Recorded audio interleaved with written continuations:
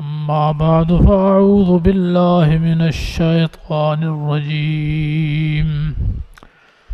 بسم الله الرحمن الرحيم. وإذ تقول للذي أنعم الله عليه وأنعمت عليه أمسك عليك زوجك واتق الله وتخفي في نفسك ما الله مبديه وتخشى الناس والله أحق أن تخشاه فلما قضى زيد منه وطرا زوجناكها لكي لا يكون على المؤمنين حرج في أزواج أدعيائهم إذا قضوا منهن وطرا وكان أمر الله مفعولا. وَإِذْ تَقُولُ، اور جب کہہ رہے تھے آپ، لِلَّذِي أَنْعَمَ اللَّهُ عَلَيْهِ، اس شخص کو جو اللہ نے اس پر انعام فرمایا، وَأَنْعَمْتَ عَلَيْهِ، اور تو نے بھی اس پر احسان کیا، امسک علیک زوجک، قائم رکھ، قابو رکھ اپنی بیوی کو، واتق اللہ، اور ڈر اللہ تعالیٰ سے، اور چھپا رہے تھے اپنے دل میں ملا، وہ چیز جو ظاہر کرنے والے تھے اس کو، اور خطرہ کر رہے تھے آپ لوگوں سے، اور اللہ تعالیٰ زیادہ حقدار ہے کہ ڈریں اس سے۔ پر جب پورا کر دیا زید نے اس سے اپنی ضرورت، شادی کر دی ہم نے تیرے ساتھ اس کی، تاکہ نہ ہو مومنین پر کوئی تنگی بیچ بیویوں کے متبناؤں کے، جب قضاؤ پورا کر لے ان سے اپنی حاجت، وَكَانَ أَمْرُ اللَّهِ مَفْعُولًا، اور ہے اللہ تعالیٰ کا حکم ضرور پورا کیا ہوا۔ اسلام سہولت کا نام ہے۔ کوئی ایسی چیز جو امت میں غیر ضروری ہو اور ضروری بن جائے، امت اس کو ضروری سمجھنے لگ جائے، وہ ایسی رسم و رواج، تو اسلام اس کی نفی کرتا ہے۔ اور جو سہولت ہے، اسلام اس کو پھیلاتا ہے۔ ابراہیم علیہ السلام کی شریعت تھی، وہ شریعت اور اسلام آپس میں قریب قریب ہے۔ جو سہولتیں اس شریعت میں ہیں، ابراہیم علیہ السلام کی شریعت میں بھی وہی سہولتیں تھیں۔ مثال کے طور پہ زکوٰۃ اس شریعت میں بھی 40واں حصہ، اور اس شریعت میں بھی 40واں حصہ، اور وہ مساکین پر خرچ کرنا ہے۔ اسی طرح مال غنیمت وہ بھی مساکین پر خرچ کرنا ہے، مجاہدین کو دینا ہے، آگ اس کو نہیں جلاتی۔ اسی طرح زمین ہے، ساری زمین پر آدمی نماز پڑھ سکتا ہے، صرف مسجد ضروری نہیں ہے۔ زمین پر تیمم کر سکتا ہے، پانی نہ ہو تو۔ اس طرح بہت سے مسائل تھے جو ابراہیم علیہ السلام کی شریعت میں بھی سہولتیں تھیں، اور اس شریعت میں بھی سہولتیں ہیں۔ درمیان میں آ گئے یہودی، موسیٰ علیہ السلام کی امت، تو وہ سخت مزاج لوگ تھے، سختی پسند تھے، تو ان کے لیے احکام اور تھے۔ ایک تو ان کے لیے اونٹ کا گوشت حرام تھا، اونٹنی کا دودھ حرام تھا، وہ نہ کھا سکتے تھے نہ پی سکتے تھے. ویسے اونٹوں پر چڑھیں، اس کے علاوہ اونٹ کھا نہیں سکتے تھے. اسی طریقہ سے زکوٰۃ ان پر چوتھا حصہ تھا، 40 کے بجائے چوتھا، اور وہ بھی کھا نہیں سکتے تھے، مساکین پر خرچ نہیں کر سکتے تھے، بلکہ میدان میں رکھتے، آسمان سے آگ آتی، اس زکوٰۃ کے مال کو کھا جاتی. غنیمت کا مال جہاد کیا اور دشمن کے کافی مال پر قبضہ ہو گیا تو وہ بھی نہیں کھا سکتے تھے. آگ آسمان سے آتی، میدان میں اس کو رکھتے، اگر جہاد صحیح ہے تو وہ سارا آگ کھا لیتی. اس طرح ان کی نماز مسجد میں تھی. اگر سفر پہ جانا ہے تو مسجد کی مٹی ساتھ لینی ہے، پوٹلی باندھ کر جہاں بھی نماز کا وقت ہو وہ چادر پر مٹی بچھا کر اس پر سجدہ کرنا. ان پر سخت احکام تھے. وہ جانور جن کے پاؤں جڑے ہوئے ہیں وہ بھی یہ نہیں کھا سکتے تھے، لہذا بطخ ہیں، کبک ہیں، ان کے پاؤں میں پردے ہیں، تو یہ بھی وہ لوگ نہیں کھا سکتے تھے. قانون بھی ان کے ہاں سخت تھے. اگر مرد عورت زنا کریں تو ان کے ہاں قانون تھا کہ 2 گواہ کافی ہے، اور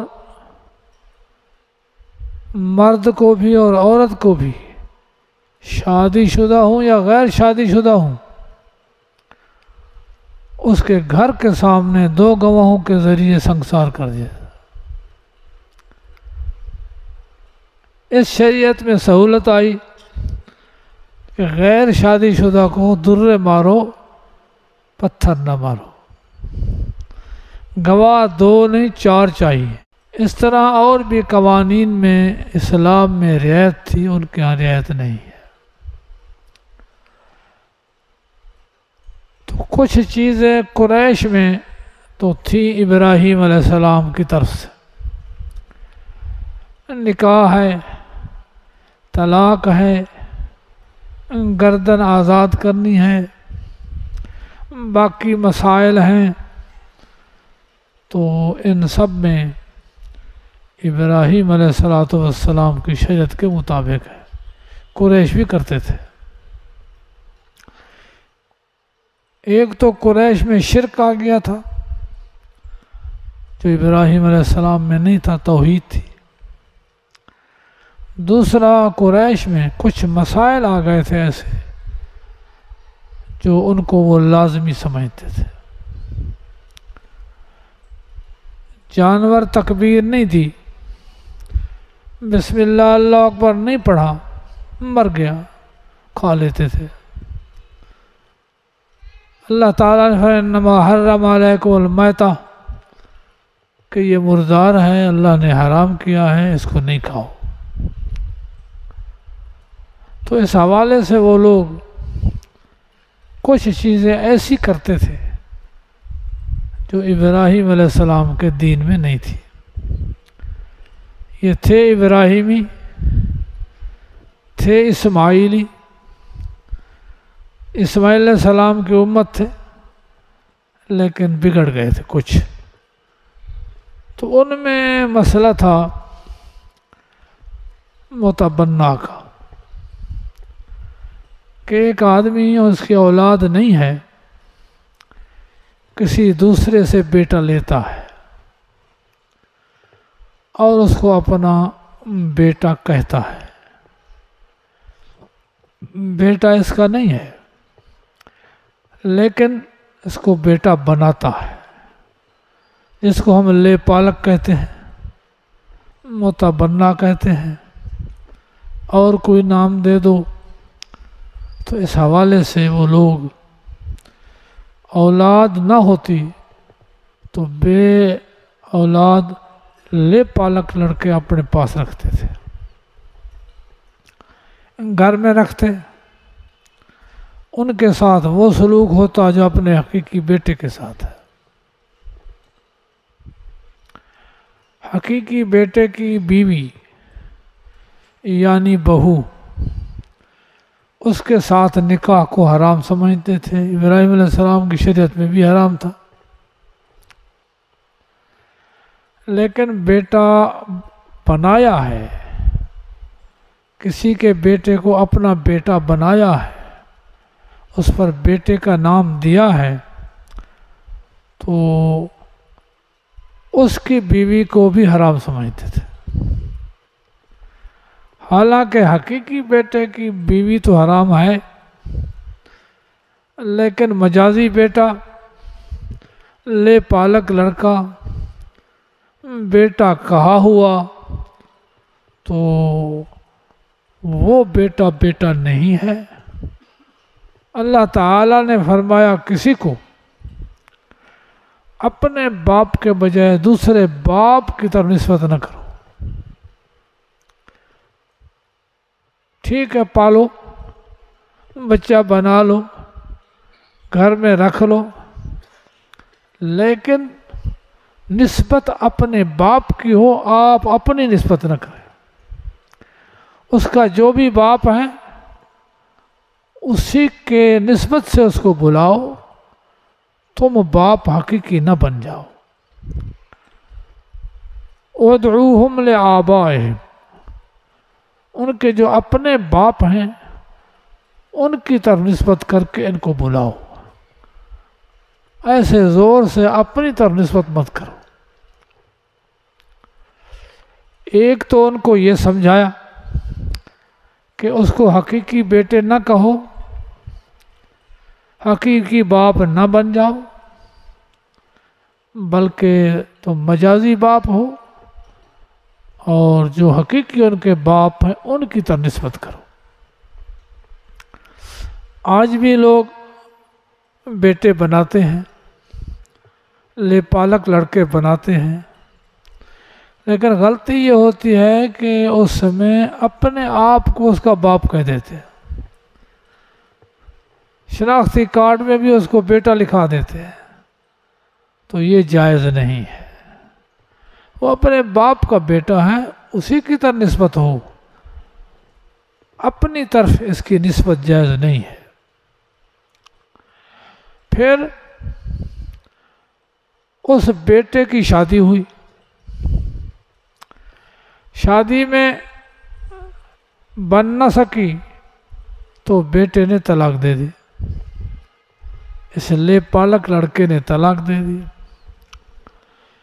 عدت گزرنے کے بعد یہ حقیقی بہو نہیں ہے، حقیقی بیٹے کی بیوی نہیں ہے، لہذا اس سے جو بیٹا بنانے والا ہے وہ نکاح کر سکتا ہے، اور عرب میں یہ غلط تھا، نہیں کر سکتے تھے۔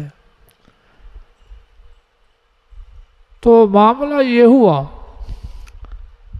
کہ حضرت زید بن حارثہ بی بی خدیجہ الکبریٰ کے باندھے تھے۔ بی بی خدیجہ الکبریٰ نے آپ کو ہیبہ کر دیا کہ میرا نہیں، آپ کا باندھا ہے۔ آپ اس کو زید بن محمد کہتے ہیں۔ زید ابن حارثہ تھے، لیکن کہتے زید بن محمد کہ یہ محمد کا بیٹا ہے۔ تو اللہ تعالیٰ نے پہلے تو یہ قانون غلط کیا کہ اس کو اپنا بیٹا نہ بناؤ، اس کو زید بن حارثہ کہو، حارثہ کا بیٹا ہے، محمد کا بیٹا یہ نہیں ہے۔ اور فرمایا کہ نبی کریم صلی اللہ علیہ وسلم کی اولاد ہے، بیٹے بھی ہیں اور بیٹیاں بھی ہیں، لیکن وہ بیٹے بالغ نہیں ہوئے،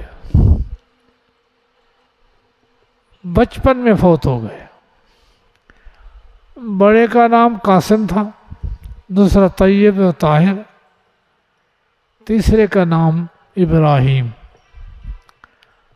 اور ابراہیم 17 مہینے میں فوت ہو گیا۔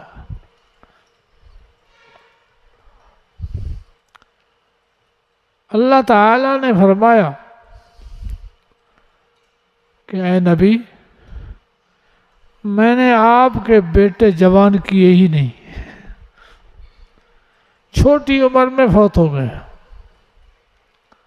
تو زید آپ کا بیٹا نہیں ہے، یہ حارثہ کا بیٹا ہے، اور اس کو زید ابن محمد نہ کہو، زید ابن حارثہ کہو۔ دوسری بات، آپ کو بڑا پیارا تھا، بڑا محبوب تھا، اور بہت عقل مند تھا، مجاہد تھا، آخر جہاد میں شہید ہوا، تو حضرت زید کے ساتھ آپ نے نکاح کرایا اپنی پھوپھی زاد بہن کا،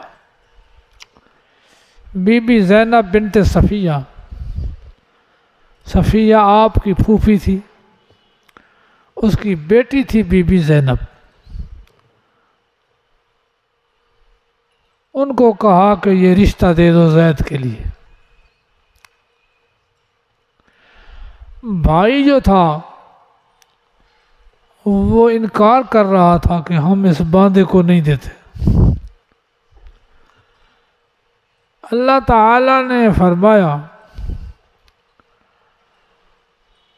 کہ جب میرا حکم آ جائے، میرے رسول کا حکم آ جائے، تو پھر ما جعل اللہ، تمہارے لیے اختیار نہیں ہے انکار کا۔ نبی کہتا ہے شادی کر دو تو کر دو۔ ٹھیک ہے، بیٹے رک گئے۔ بی بی زینب کی شادی نبی کے لے پالک لڑکے زید بن حارث سے ہو گئی۔ کچھ دن گزارے اور پھر ناچاکی ہو گئی، بنی نہ۔ اب وہ طلاق پر آ گئے۔ آپ طلاق سے روک رہے تھے کہ طلاق نہ دے۔ کیوں؟ کہ اگر طلاق دے دی، عدت گزر گئی، تو اللہ تعالیٰ کا حکم آ جائے تو شادی کر، تو دنیا تو مجھے بدنام کرے گی کہ دیکھو جی بیٹے کی بیوی کے ساتھ شادی کر لی۔ تو اس لیے روک رہے تھے کہ اپنے پاس رکھ، اس کو انکار نہ کر، طلاق نہ دے۔ آخر انہوں نے طلاق دے دی، عدت گزر گئی،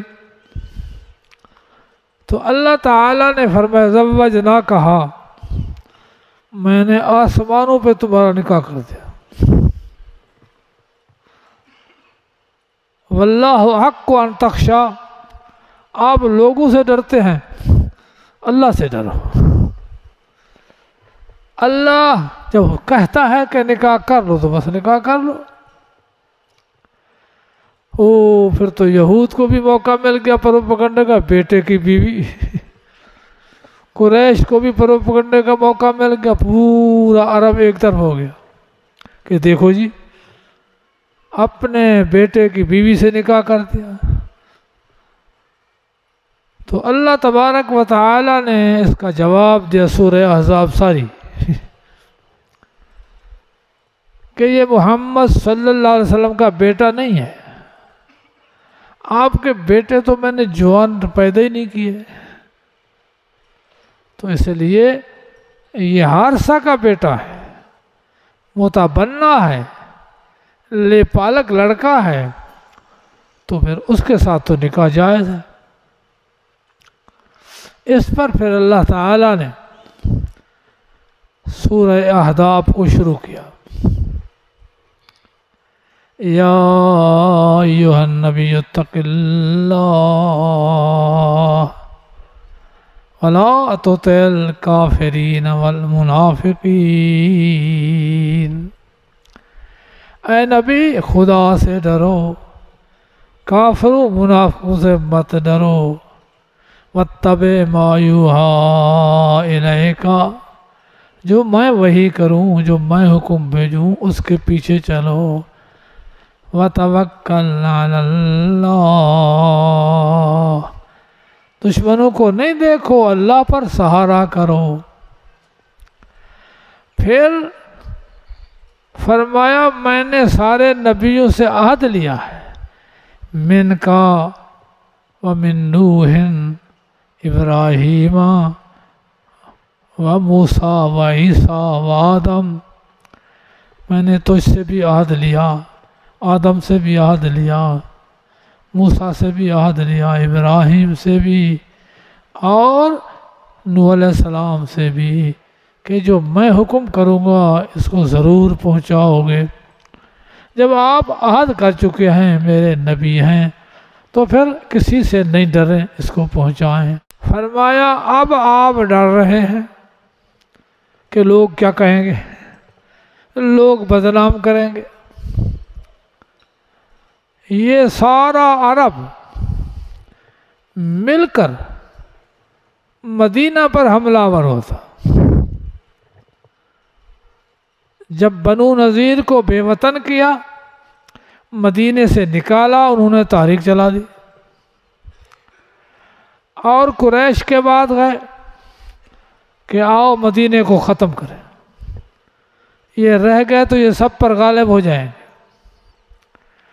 اس وقت حضرت ابو سفیان مسلمان نہیں ہوئے تھے، انہوں نے کہا آپ بھی اہل کتاب ہیں، نبی بھی اہل کتاب ہے، ان کے پاس قرآن ہے، آپ کے پاس تورات ہے، ہم نکلیں آپ ان کے ساتھ ہو جائے، پھر کیا ہوگا؟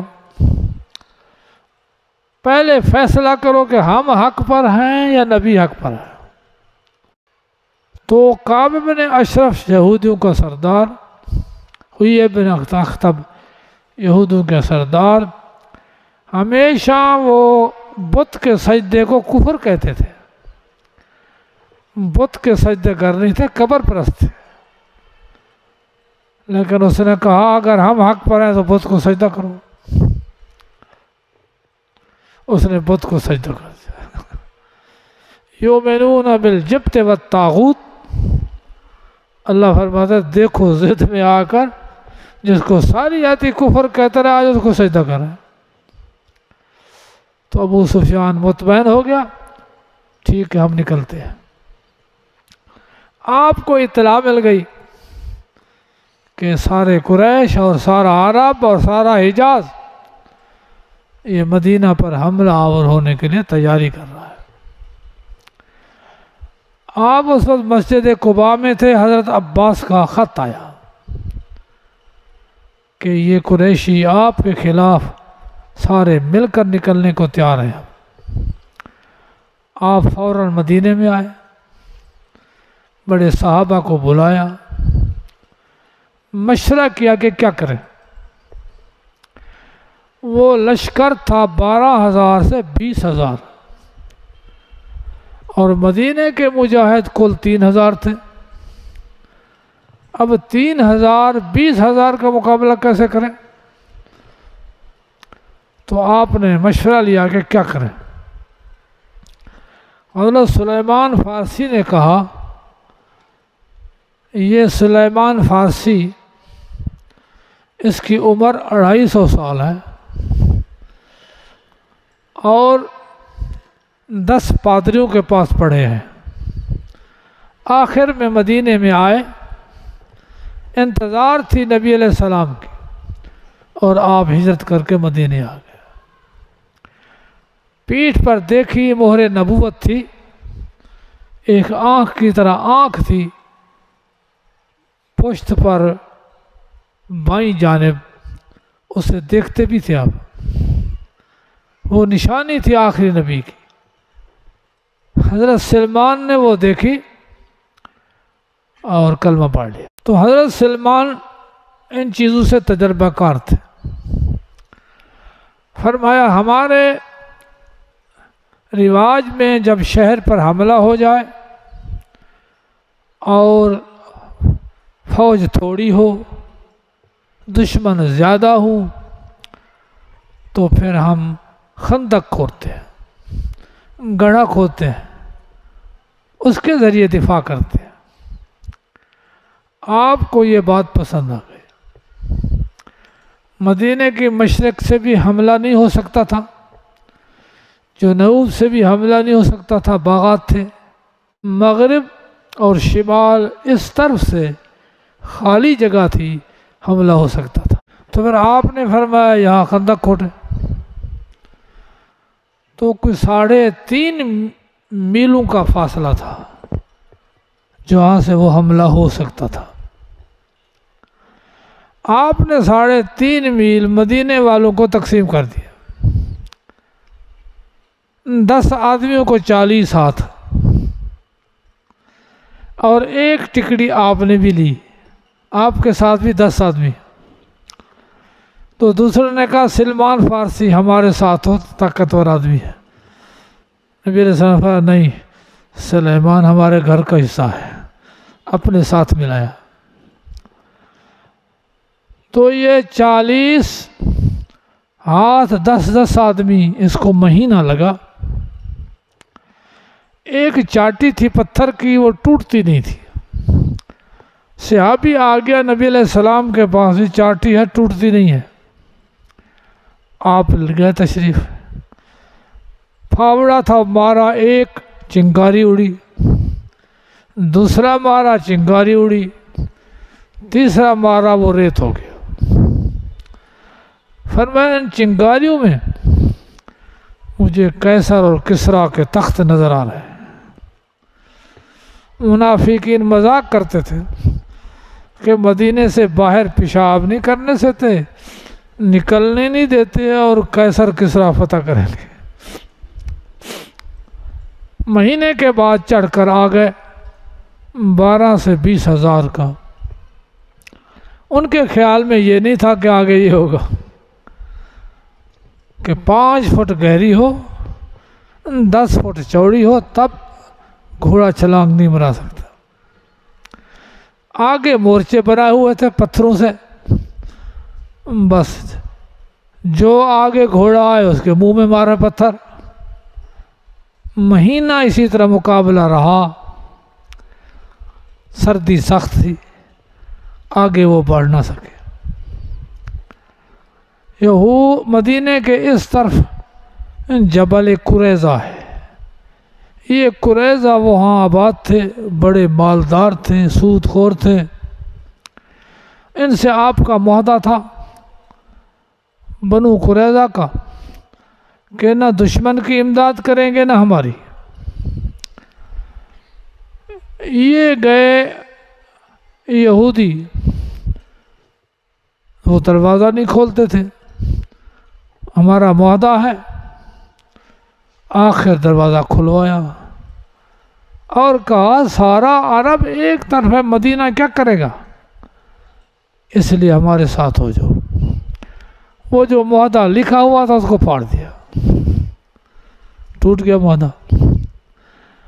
اب ایک تو باہر سے دشمن ہے اور بے پناہ اور بے حد دشمن ہے، دوسرا مدینے کے اندر سے دشمن پیدا کیا۔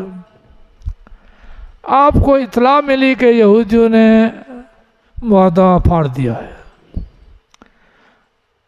ان بنو قریظہ کے حلیف تھے، معاہدے میں تھے حضرت سعد بن معاذ۔ آپ نے ان کو بھیجا کہ جاؤ پتہ کرو، معاہدہ توڑا ہے انہوں نے، لیکن کہا جب واپس آؤ تو مجھے بتانا، باقیوں کو نہیں بتانا۔ حضرت سعد ان سے بات کرتے، وہ بات ہی نہیں کرتے، گردن سے بولتے ہیں۔ آیا کاج مادہ توڑ دیا، 200 مجاہد آپ نے ان کے دفاع میں بھیج دیا۔ مہینہ کے بعد آپ نے حضرت زبیر کو فرمایا کہ کوئی آئے آدمی جو دشمن سے اطلاع لے آئے، ان کی خبر لے آئے کہ آپ کیا چاہتے ہیں۔ زبیر نے کہا میں ہوں۔ دوسری دفعہ کہا میں ہوں۔ تیسری دفعہ کہا میں ہوں۔ میں جاتا ہوں اور ساری خبر لے کر آتا ہوں۔ آپ نے فرمایا ہر نبی کے حواری ہوتے ہیں امدادی، میرا حواری زبیر ہے۔ حضرت زبیر چلے گئے۔ آگے حضرت ابو سفیان، اندھیرا تھا، رات تھی، اجلاس بلایا ہوا تھا، یہ بھی بیٹھ گئے۔ ابو سفیان نے کہا خیال کرو آسے پاسے دیکھو کوئی اور نہ آ جائے۔ تو انہوں نے اس ساتھ والے کا بھی ہاتھ پکڑ لیا، اس والا بھی، بجائے اس کے پوچھنے کے اس نے پوچھا کہ کون ہے تو وہ پوچھ ہی نہیں سکے۔ تو وہ ساری خبر ان کی کہ ابو سفیان نے کہا آپ کچھ نہیں بتا، چلو، اور یہ اہل کتابی بے وفا نکلے ہیں، ہمارے ساتھ دھوکہ کیا انہوں نے، یہ مسلمانوں کے ساتھ ہو گئے۔